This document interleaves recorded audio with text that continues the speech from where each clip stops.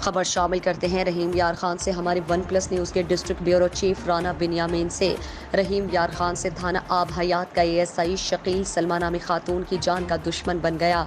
आए रोज़ घर में दाखिल होकर गालम गलोच देना, धमकियां देना मामूल बना लिया। कराही के मकान में रहने वाली 4 बच्चों की मां को शकील एएसआई ने जलीलो ख्वार कर दिया। सलमा नामी खातून ने थानेदार शकील के खिलाफ दरखास्त दी, लेकिन अभी तक कोई कार्रवाई नहीं की गई।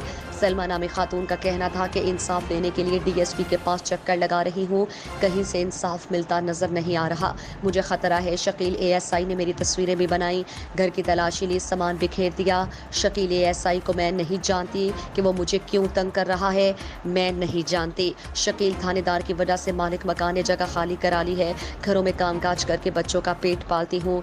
घर वाला दर्जी का काम करता है। वज़ीर आला पंजाब और डीपीओ नोटिस लेकर मुझे तहफ़्फ़ुज़ फराहम करे।